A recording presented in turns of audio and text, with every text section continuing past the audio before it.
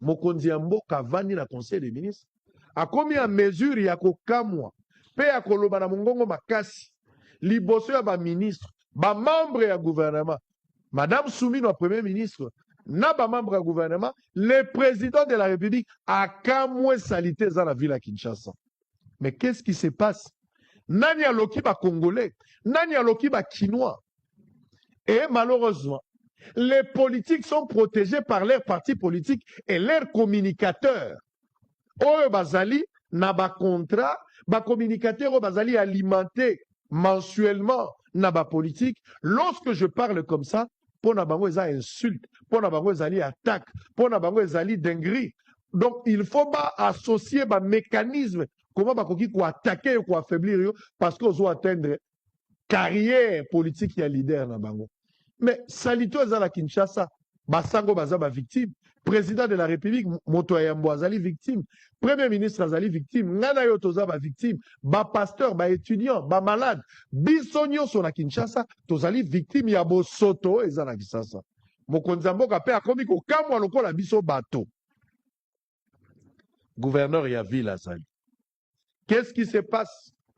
Alors que Monsieur Daniel Bumba, gouverneur ya ville province ya Kinshasa, azali la ba structure mibale.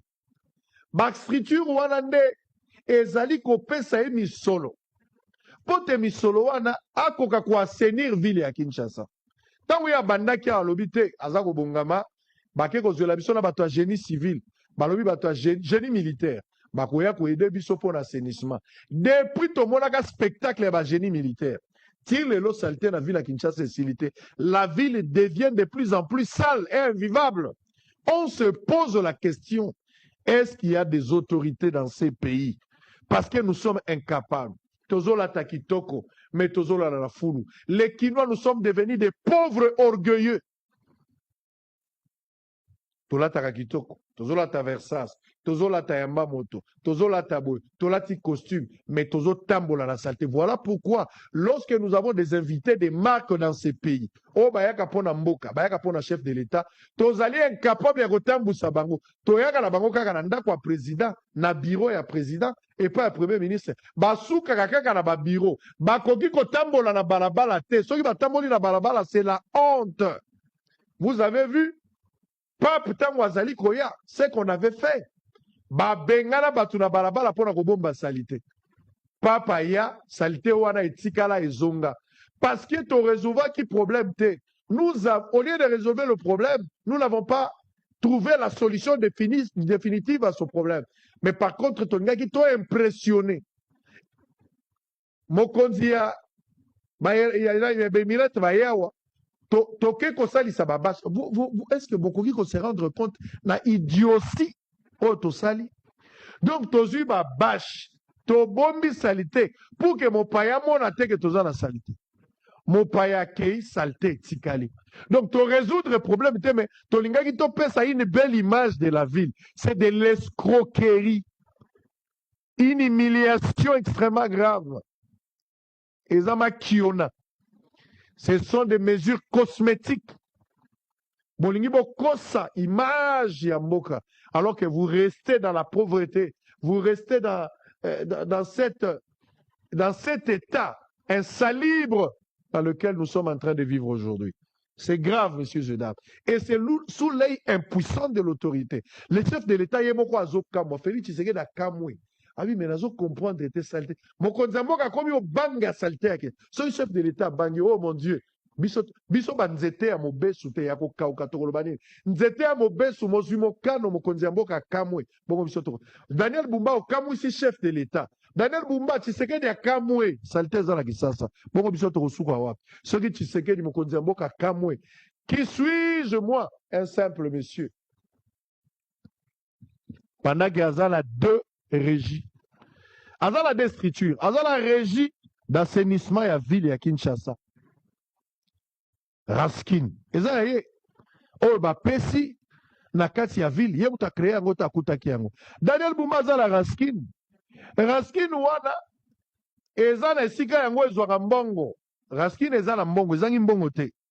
eza na sika yango mbongo eutaka koloba te ko kasi te eza na mbongo kasi kini azwaka mbongo wapi mbongo nango eutaka na badotation provinciale eutaka na bataxe ya baredevance environnementale bazozwa mbongo na basubvention du pouvoir central baza kozwa na partenaires internationaux bazozwa dons et contributions bakozwa produit des activités d'assainissement wana ezali ya fonak nde aza kozwa mbongo fonak azali nani fonak ali Fonds national d'assainissement de la ville de Kinshasa fonak wana mosala na ye dotation provinciale taxe ya redevance environnementale oyo bango baza kozwa subvention du pouvoir central partenaires internationaux dons et contributions produit des activités d'assainissement nyonso wana ezali banzela oyo fonak akozwaka mbongo e fonak wana ezali géré na ville province ya Kinshasa à part ça baza na Ranskin wana régie d'assainissement de la ville province ya Kinshasa bango pe baza na bambongo o bazali kozwa toyokaki période moko gouvernement azopesa 2 millions de dollars chaque fin du mois depuis Union européenne akendaka na ville province ya Kinshasa babanda kopesa 2 millions de dollars Nicolas apesaki yango Doudou Fouamba baza kopesa yango 2 millions de dollars o baza kopesa epai ya Daniel Bumba na ville pour na lutter contre l'insalubrité accrue na ville province ya Kinshasa.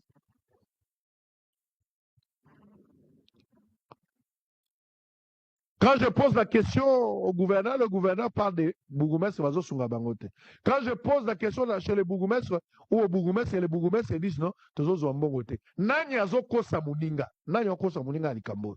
Il y a ville province à Kinshasa. Ça c'est un problème. Il faut tirer les choses au clair par rapport à ces montants de 2 millions de dollars. O ezako bima pour na aider ville province à Kinshasa. O azo bénéficier na misolo belé.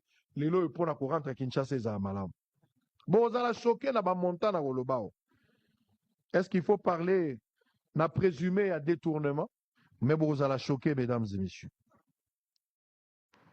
Pendant que tozolo baboye, pendant que la situation est très compliquée, mon kondiambo kazo s'interroger. Je tombe sur la lettre. Il y a directeur, il y a cabinet.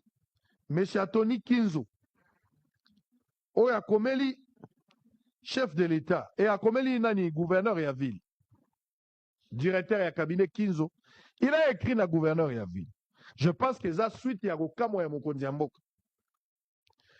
Ordre de mission. Atindi bateau. Ebisi bateau. Boken de mission et pas à Bumba. A commis ma personnalité à bateau. Baou Sengeli Bazala sur place.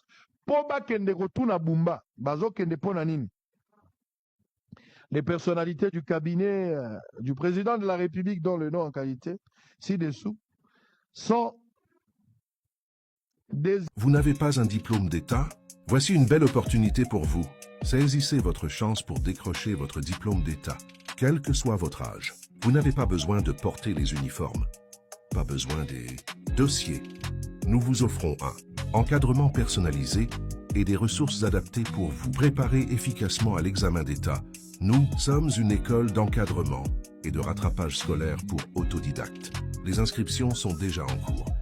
Pour plus d'informations, veuillez nous contacter au +1 143 89 75 75 915 +1 143 89 75 75 915.